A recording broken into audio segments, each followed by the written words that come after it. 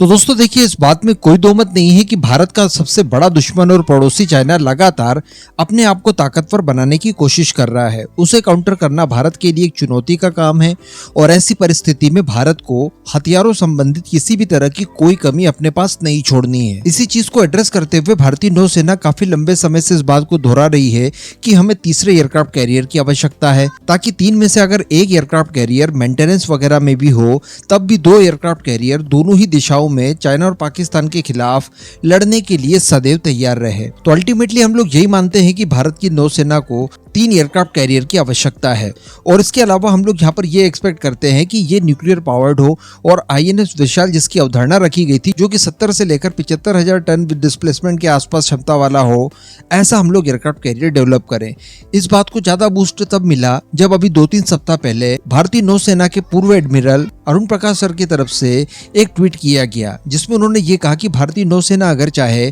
तो फ्रांस के साथ कोलैब कर सकती है, क्योंकि फ्रांस इस समय एक न्यूक्लियर पावर्ड एयरक्राफ्ट कैरियर के ऊपर काम कर रहा है, जिसे PANG का नाम दिया गया है। ये भी 70,000 टन के आसपास की क्षमता रखता है। तो विचार करने वाली बात यह है कि क्या एक्चुअली इस तरह की संभावनाओं के ऊपर भारत विचार कर सकता है। तो जी हाँ, इसी संबंध में एक बहुत ही पॉजिटिव खबर निकल कर आई है और ये खबर सीधे जुड़ी हुई है रक्षा मंत्रालय की ओर से। भारत के रक्षा मंत्री राजनाथ सिंह जी के द्वारा रिसेंटली ये कहा गया है कि तीसरे एयरक्राफ्ट कैरियर के ऊपर भी बहुत जल्द काम शुरू होने जा रहा है। यानी तीसरा एयरक्राफ्ट कैरियर कोई ज्यादा दूर है ही नहीं, लेकिन इसके अलावा हम लोग केवल 3 एयरक्राफ्ट कैरियर तक सीमित नहीं रहेंगे, बल्कि 5 से लेकर 6 एयरक्राफ्ट कैरियर्स भारतीय नौसेना के लिए तैयार करवाए जाएंगे। तो यहाँ पर अब पॉसिबिलिटीज बहुत ज्यादा बन जाती है कि भारतीय नौसेना के लिए एक सुपर एयरक्राफ्ट कैरियर जो कि न्यूक्लियर पावर्ड हो, उसकी व्यवस्था की जाएगी इन फ्यूचर। और अगर ऐसा होता है कि हम लोग इन सारे गोल्स को अचीव कर लें, तो उसके बाद ये समझ लीजिए कि भारत की ताकत का अनुमान लगा पाना किसी के बस की बात नहीं होगी और जो चाइना की गतिविधियां हैं उनके ऊपर पूर्णतः लगाम लग जाएगी। तो अभी जो तीसरे एयरक्राफ्ट कैरियर के बारे में जानकारी दी जा रही है, उसको लेकर बताया जा रहा है कि आने वाले कुछ ही महीनों में इसके ऊपर काम शुरू हो सकता है,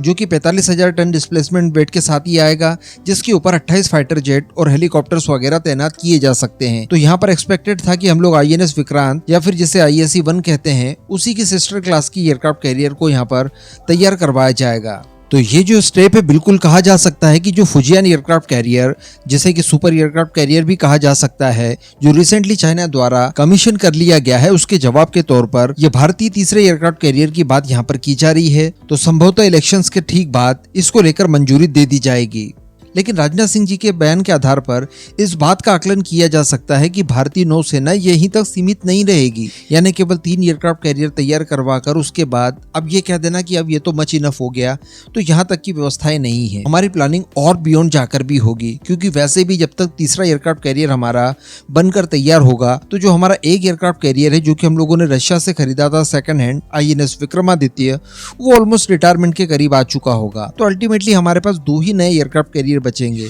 तो कहने का मतलब इन फ्यूचर 5-6 की जो अवधारणा बताई जा रही है वो पूरी तरह से सक्सेस होने जा रही है। इसके हिसाब से जो हमारा अर्थतंत्र बढ़ना चाहिए वो भी अच्छे से बढ़ ही रहा है और संभवतः SSN के प्रोग्राम के साथ हम लोग न्यूक्लियर पावर एयरक्राफ्ट कैरियर के ऊपर भी काम कर सकते हैं। इस पूरे मुद्दे पर अब आपका जो भी मानना हो नीचे कमेंट करके जरूर बताइएगा।